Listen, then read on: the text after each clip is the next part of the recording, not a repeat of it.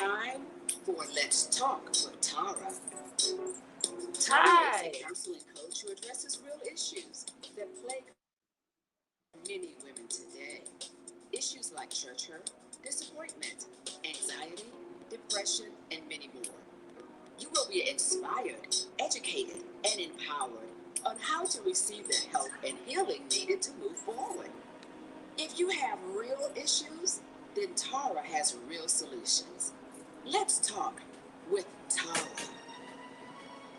Hi, you guys. It is time for Let's Talk Solutions show. I'm excited. It's Sunday. I am your host, Tara T Stallings, counselor, certified life coach, entrepreneur, and my co host.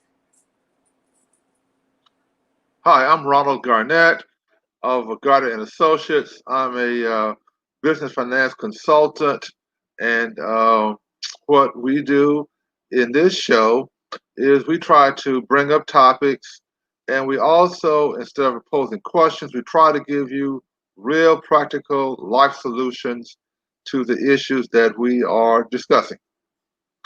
I mean, our goal is to inspire you and to give you something to help you in your everyday life. Yes. Wow, Ron, it's been a minute since we've been on, and I'm excited for this show this evening, this Sunday afternoon. It's August the 17th, and uh, we've been in this pandemic for some months now, a little over 6 months, and things are really changing. They are really changing. And for our viewers, my listeners, you can see that the topic today is surviving, thriving, or losing during these uncertain times. And that's just what's happening. You have different groups of people that they're surviving.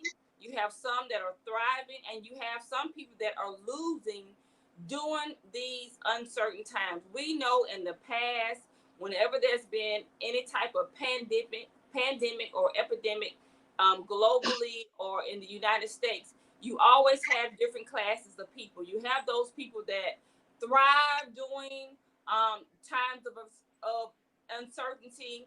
You have those people that survive, and you have those people that unfortunately lose during those times. And we are seeing that today. I see that in my family, close friends. I've had a lot of people that I know that have, you know, lost businesses, stopped businesses, that they're going through anxiety and depression. They have lost loved ones from the COVID-19 virus. So let's talk about that today, because we have those. You know, we usually say there's always two groups of people, but I think it's three groups of people. Those ones that survive, those ones that thrive, and those ones that lose out during this time. Well, I think that's true. Now, you can speak to the psychological aspects more so than I can, even though it affects us all. In a business sense, uh, in a financial sense, we are in uncertain times because every business depends on somebody giving them money to keep the business afloat. And in uncertain times or difficult times or changing times, you have to be able to not be so set in your ways, but you also have to look at what's going on and adapt to what's going on and make changes to what's going on. You have to react to what's going on. Uh, if you are doing a business where your business was face to face with people, that is going to be difficult now because you've had situations where people not as anxious to come to a shop now. So you may want to look at online things, or how you or deliveries or things such as that. And sometimes you have to realize that what you're doing, you're going to have to think outside the box, and you're going to have to say, "Well, I've never done it that way before. well, this time you may have to do it that way before again. I know in my field, a lot of people were very proud of the fact that they didn't have to borrow money. They always made enough money to survive, and but they may not have the cash flow now to have that pride, so to speak, saying, well, I'm not going to borrow any money. I'm not going to have to go into debt. But you have to look at, am I going to go into debt or am I going to go under? Am I going to lose everything? Uh, as I said before, I am a counselor, a consultant, and I do a lot of webinars, and especially in dealing with people who are successful now when they started businesses.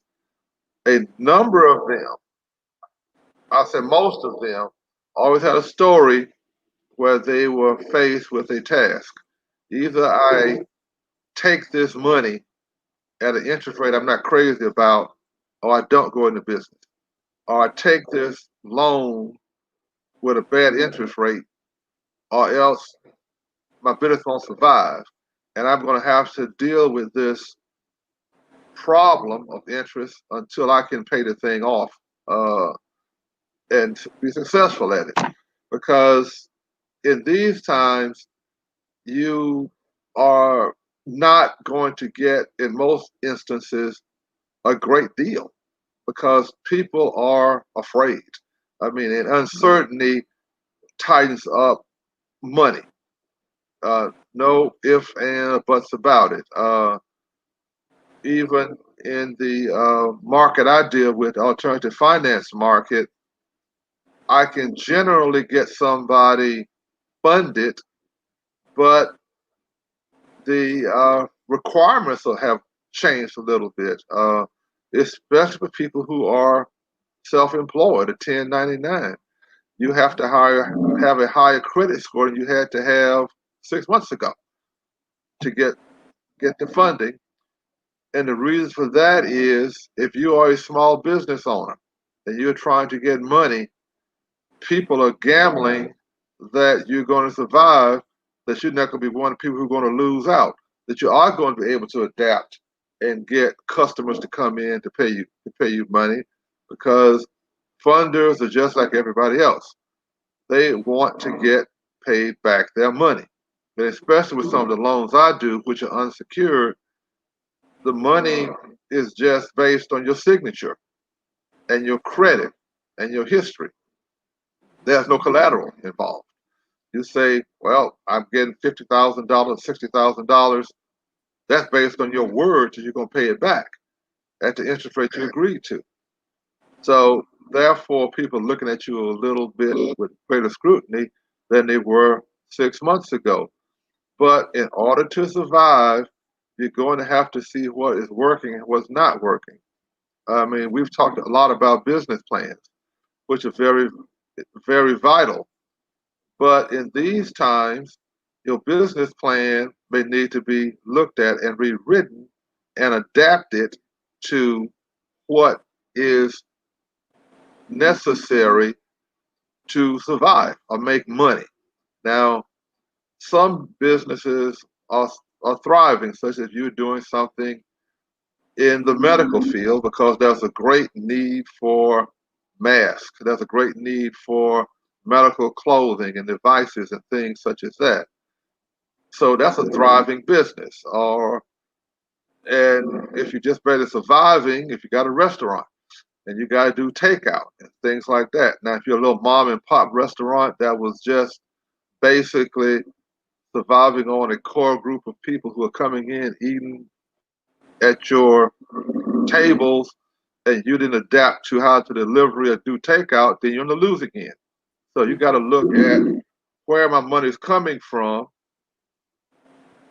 who is bringing me the money, and how do I get them people to come give me the money. I'm sure with being a cosmetologist, uh, I've been in your shop on several occasions, and you used to have a lot more people in there in January than you do now because you're limited to about 3 or 4 people. So you might be making money, but you don't have the foot traffic, as I see it, going in and out that you had before. So you might have to charge more for the people who do come in. But practically, you can't have a, a business where you got 10 people on the, or sitting around your store. You got 4 or 5 on the dryer. You got some waiting. You got some getting hair washed. That's too many people. So you have to make adjustments so that you're doing appointments now, and it's very kind of strict where you get people in and out. So, but one thing that is very, very clear: if you have a situation and it's desperate and it's hard, generally you can deal with it if you know what's coming and accept what's coming and react to it. If you're going to be so stubborn and say, I've never done it that way before, and I'm going to keep doing it the way I'm doing it always, no matter what, then you have a very good possibility of not making it through the situation. Yes. Yes. I truly believe that, especially because you do know, I'm glad you brought up that about my business. And I do have I'm in a health and beauty business. I do own a hair salon, and that's exactly what we had to do. We had to, because we had to decrease the people that we could see, um, or have in our business at one time. We had to increase our prices to make up for not just the decrease of people, but also the increase of extra supplies and services needed to keep the business sanitized and disinfected like it needs to be up to par and up to CDC code. So we had to increase our materials that we bought, and increase our prices so that we could survive and thrive during this time. And just I'm grateful to say that even in with my, because I do so many things within my salon, that I'm more on the thriving side than the surviving side, and I'm kind of grateful to that. But I do know so many businesses that are not thriving. Some of them are surviving, and some of them are just losing out. I know so many people that were in the health and beauty business. They just said, "Hey, I can't afford to do this anymore because I can't make the income that I was making before," or a lot of them are just scared because you have a lot of people that are dealing with anxiety. They're dealing with depression because of this pandemic, this uncertainty. So a lot of them, they are just giving up. Basically, I'm going to try something else. I have, for instance, I had an assistant, a shampoo assistant. She just, because of anxiety, she wasn't able to come back. She wasn't able to come back because people are gripped with anxiety. People are gripped with fear. And where fear is, depression shows up also. They're kind of like cousins, first cousins. You have anxiety, and then with anxiety can bring on fear, bring on depression. So you have those two working together, causing this uncertain times to be more diabolical than it already is. Well, I think that's true, but I would also say that on the business and business financing side of things, fear brings in paralysis. Paralysis means you don't do anything. And if you have a business and you are just paralyzed because you don't know what to do because you're so fearful, you are going to lose out, I think, because you have to be looking forward and planning and moving forward. You just stand still, the world is going to pass you by, and you aren't going to adapt to the circumstances. Now, it's obvious that unless you are like 120 years old, you've never seen a pandemic before. because the last time we had one was 1918, which was 102 years ago. And you have to take the mindset that I am going to overcome my fear. I'm not going to let fear paralyze me. It's like I'm going to walk through the minefield. Even if you know there's a minefield ahead, I am sure there's a manual for how to get through a minefield and check for mines to get through it without getting killed. I've not been in the military, but I know people have some kind of way to clear a minefield or get a path through a minefield. And Yes. you're going to have to do that because it is a minefield, because we don't know what's going to happen, because we don't have a vaccine for this COVID-19. People are saying that we're making strides or whatever, but I'm kind of a pragmatic person. The strides are meaningful to me when you got a vaccine. If, the strides don't mean anything to me, well, we're close. Doesn't mean anything to me, well, we understand it better. No, can you cure it? Can you treat it? Can you tell me how to prevent it other than just social distancing and washing hands and wearing a mask? Because it's almost like a lot of people feel, well, you're telling me something, but how it's effective, but I want something that is a little more hands on, direct, to say, I take this pill, I take this shot, I'm immune to this. I don't have to deal with it anymore. I can go back to my normal life. If you can get back to your normal life, because economically, we were forced to distance ourselves, and businesses were forced to have their employees work remotely. After it's over with, are those businesses going to bring those people back? Maybe, maybe not. I mean, estimates are that of the people that were laid off, half are never going to come back, because a business is going to say, well, I was more efficient with people working remotely. I don't need to have an office open. I can do it by what we're doing, Zoom, whatever this is. Let's talk.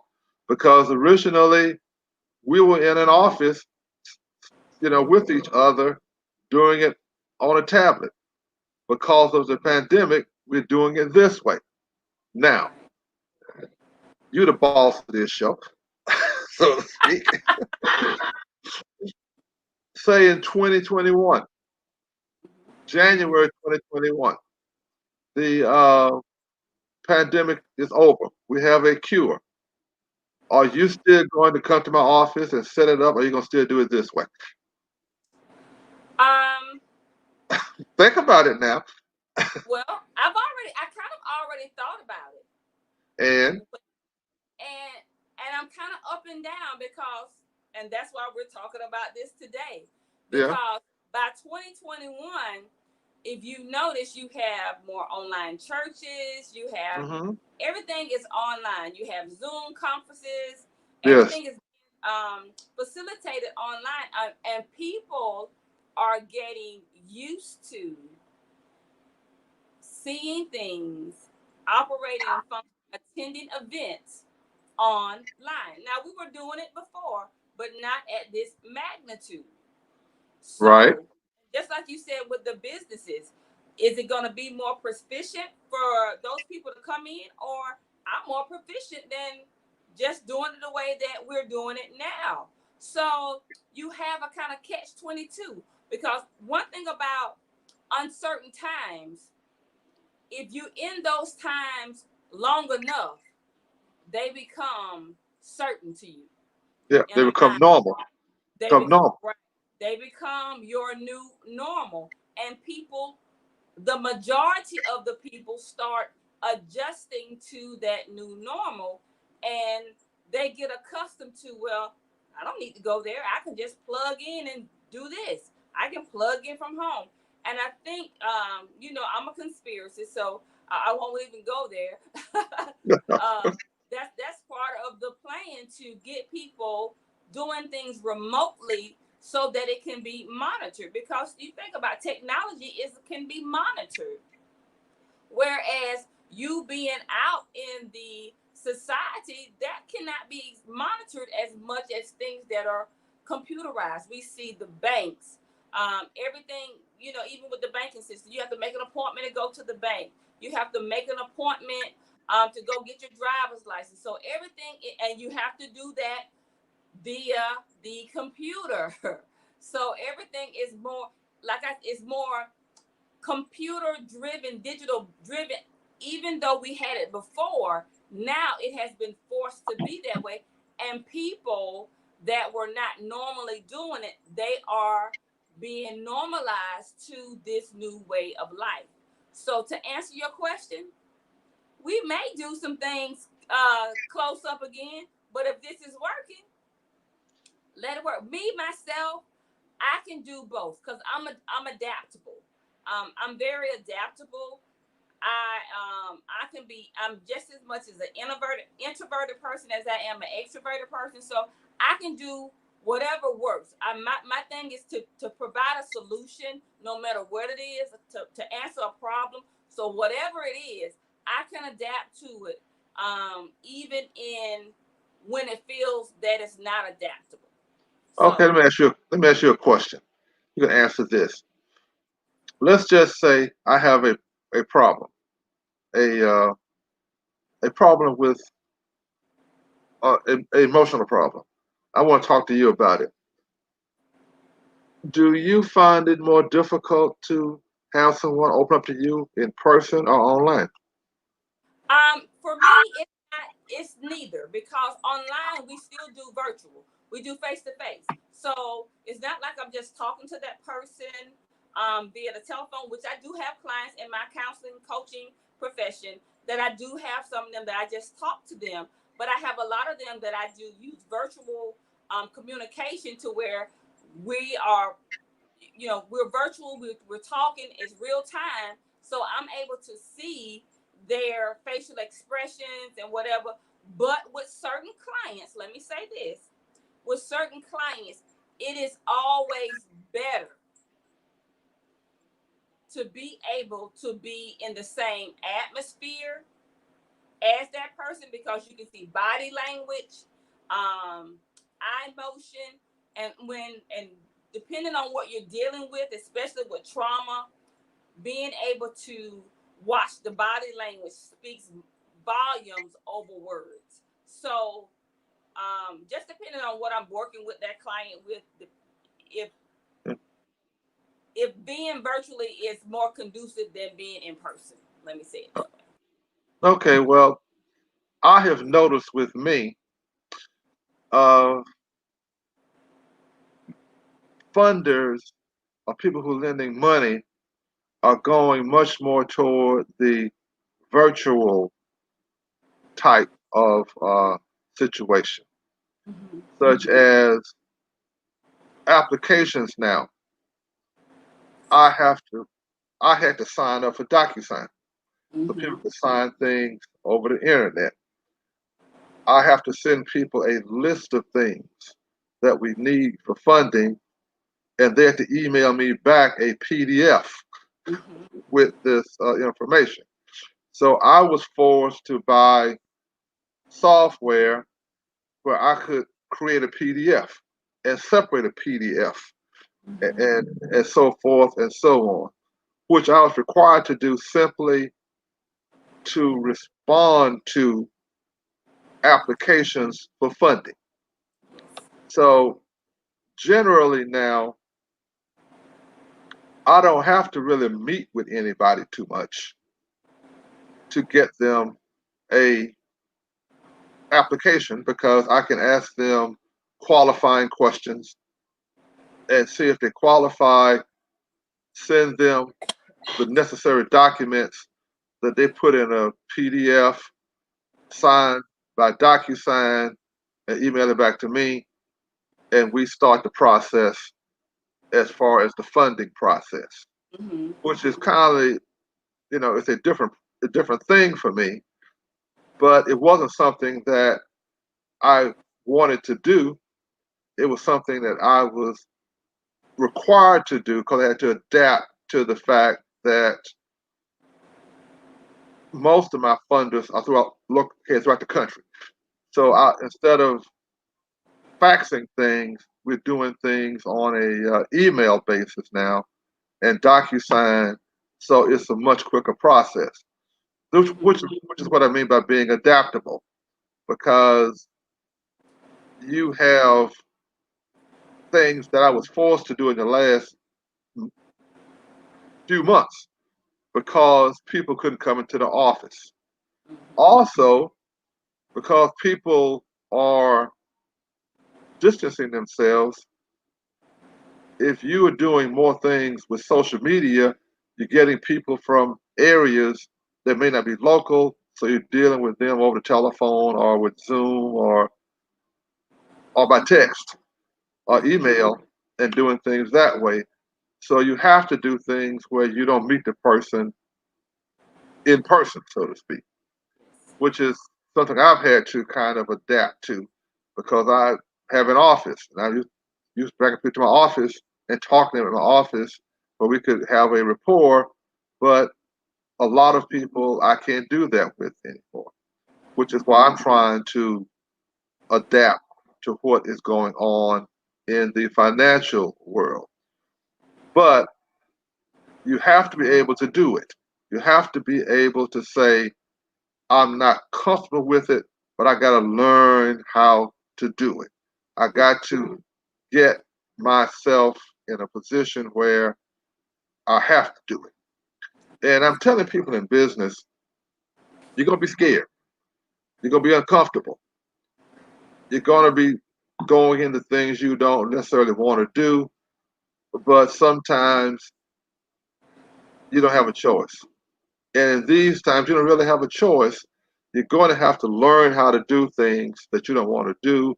And sometimes, if you just don't have that ability, you're going to have to get with somebody who can help you do what you need to do. Because it's a matter of survival. If you want to have a business, if you want to survive, you're going to have to do what's necessary. If you are, it's like being lost in the woods. If you like meat, you can't kill and you got to eat vegetables to survive. I mean, that's just the way it is. You got to eat what's there. You got to eat fruits and whatever. Survive on that because we are in uncertain times. And with this pandemic, every day you get a new information, a new bunch of information. And some of it pans out, some of it doesn't. And we don't know what's going to happen when it turns cooler. We were told the COVID-19 was going to die off in the summer months. The opposite happened. It grew during the summer months. What's going to happen when it gets cold? We don't know. What we do know is we don't know. And sometimes it's better to say, well, I'm going to plan the best I can, but I have to be nimble enough not to have like 6, 7, 8, 12-month plans, but my plans might have to be 2 or 3 weeks. And I have to adapt because 2 or 3 weeks, the situation might change. So in business, you have to say, well, what is going to be the long-term effects? We don't know. So maybe you don't want to take on something that might be a 20-year deal, but you may want to take on a deal that might be 3 or 4 years, a couple of years that you can deal with. And but most of all, you can't get paralyzed. You have to get yourself over that hump, and you got to say, "I will survive. I'm going to make it. I'm going to do what is necessary to survive. And if it takes eating noodles every day to survive, you got to eat noodles every day to survive. I mean, people have done that. I mean, some people might be looking all good and whatever, got an empty house and a bunch of Roman numeral with those noodles where you put in and eating that, but it look good outside, but they got nothing inside because they're trying to fake it till they make it. And you're gonna Yes. have to do that too. Yes, and I'm glad you brought that up about not allowing fear to paralyze you, because you have so many people that I see we have so many things that are reported on the news, but what's not being reported are the people that are dealing with anxiety, which is nothing but fear. People that are dealing with depression because of the uncertainty, because of the deaths, because of um, the family members that have contracted it, they're being scared not to contract it. They don't know, what's going on with their finances, people losing their jobs. So you have so many people that's dealing with you. The suicide rate has increased during this pandemic. Domestic violence has increased during this time. So you have so many things that's going on that's not being reported with those people that, like you said, oh, they look great on the outside, but on the inside, they are actually paralyzed because of these uncertain times.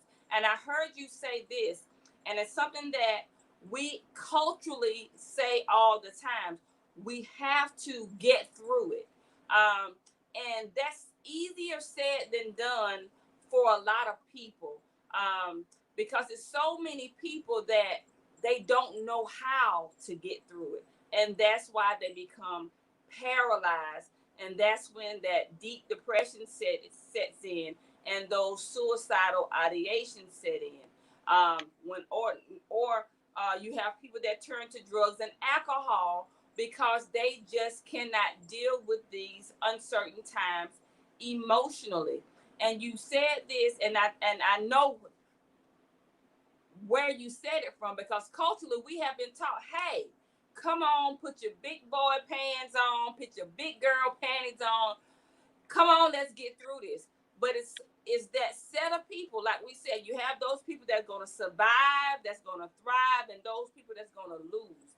You have people during this pandemic, they are thriving. They have created more businesses on top of the businesses that they have. They have jumped in and created wealth, another stream of wealth doing this. Then you have those people, they're eating oodles of noodles, but they're surviving. They're staying afloat on float, in their emotions, in their finances, in their family. But then you have that set of people, they are losing. They are losing because they have become paralyzed with fear. They have become depressed, and they have given up on, I don't know how to get out of this. They don't know how to adjust in times of uncertainty. So we really have to address those people emotionally. How do you how do you adjust in those times when you're uncertain, when we have uncertainty, and we may be in these times for the next few years. We just don't know. So how do we address those people? And I say it this way: one, you have to acknowledge, hey, I'm not doing good. I'm not doing good. Even those people that are surviving, sometimes when you're in survival mode, you either stay there, or you either level up or you level down. When I mean, you say, okay, I'm gonna figure out a way how to get out of survival mode and get back on track, or things happen and you go from surviving to losing. So we really have to address, identify, and say, hey, I'm not doing well right now. I'm afraid. I'm scared. I need some help. And culturally, we are a culture that a lot of times we don't want to get help. We um we drink our help away. We drink those emotions away. We eat those emotions away. We uh we get high, or we just go into a deep depression, gambling, all types of things, and we never just deal with um the situation, and that's when we start losing. So for you guys that are listening, because our time is almost up, If you find yourself in a situation where you are surviving, or you feel like you're paralyzed or you're losing, one thing you have to do, it's okay to ask for help. If Well, it's financially, it's okay to ask for help. You have people like Ron. You have people that's a financial business consultant. You have those type of people that are here to help you. You have also those people, if it's emotionally, you have those people like that are counselors, therapists, life coaches. And I'm not going to dismiss even your pastors, because culturally we have been taught, well, go and pray about it. Pray about it until you get an answer. Don't just pray about it, say a prayer. Well, because what we used to do is we complain about it in prayer. We don't pray about it. But get the necessary help if you feel yourself in a conundrum, a cycle that I don't feel like I can get out of this. I don't know what to do, or I feel paralyzed. I feel paralyzed. So we really have to identify, acknowledge it, and seek the help that's necessary, so that whatever the times are, you're able to weather the storm and ride the waves, so that you can be in a safe place, from surviving to thriving and not losing. Ron, you were going to say something? yes, well, to piggyback on what you're saying, there's an old saying that pride goes for the fall. I mean, in these times, you have to just give up your pride and say, I need help. And you're going to have to say, I can't make it. I need help. I know culturally, we've always looked down on people who did want to get help, especially for mental, emotional problems, because you're looked at being weak. But you also looked at that once you acknowledge that, you can never be cured, which is not true. I have heard people who have gone through counseling who said, I was stronger coming out of counseling when I went into counseling. If I hadn't gone to counseling, I would not have the strength to survive I have now. It's like having a broken bone in your leg. And now the counseling putting like a cast on it, but if you walk on it and use it, that leg is stronger after the break than it was before the break, because you tended to it and you worked at it and you said, I got a broken leg and I have to try and get my leg stronger. I've known people whose families criticize them for seeking mental health and counseling because they said you're crazy, and once you're crazy, you're always going to stay crazy, which Yes. is not true. So It we is. have so we have to put our pride aside and say, wait a minute, this is my problem. My family got their problems. They might be crazy. They're crazy because they won't see nobody. And So that's why that's why they're crazy. That's why what they got happened is problems. perception So I'm in going to help American myself. culture. That's the misconception about getting help in the African American culture, because of just what you said. And it's something it's still plaguing us today. We think, oh, we're gonna be labeled as crazy, and you'll always be crazy. It's not crazy to ask for help. It's crazy to know there's a problem and not to ask for help. That's crazy. When you know you need help and you don't ask for help. It's not crazy to get help, because if you have a headache, you take an aspirin, you take Tylenol. If you have high blood pressure, you go to the doctor for help to get some medicine. If you have a diabetic, you go and get medicine. If you have an emotional problem, go seek help. If you have a financial problem, seek help. Seek And, help. That's and, why people are there. and that's true. I mean, uh, I deal with the alternative finance market. There are many different financial products and things that we could do to help you. And some of them may not get you $1 million, but it might get you enough money to survive so you can make it out the next few months. I mean, I'll give an example. I won't take too much time. Suppose you have a business and you in dire financial straits. You go ask a friend of yours who's working to lend you some money. They are having problems too, but they got pretty good credit. There's nothing wrong with you saying, go get this loan and give me the money, and I'll contract with you to pay that money back. Rather than them going to their pocket and giving you the money, they just help you with the loan and you pay it back. Therefore, they don't have that pressure of paying the money every month, but you have the money you need and you have a business deal with your friend so they know you're going to have that back. So that's just one thing you can do. Get an uncollateralized signature loan where the friend will get it for you and give you the money, you pay it back. You have a contract. Happens all the time. But if you're too proud to say, well, I'm going to do it on my own, if you sneak to your friend and say, give me some money, don't tell your wife, and so just be between us, but they don't have it, that's something you can do to help yourself and not put pressure on them. But don't be afraid to ask for help. Everybody is in this ocean right now. Everybody's drowning right now. Everybody is in this situation right now. Some of us need more help than others. But everybody got tossed off the boat into the ocean. Some are in a lifeboat. So if somebody is drowning, put them in the boat with you. But don't be afraid to say, I'm so proud, I'm going to swim on my own this 1,000 miles to the shore. Get in the boat, ask for help, please save me.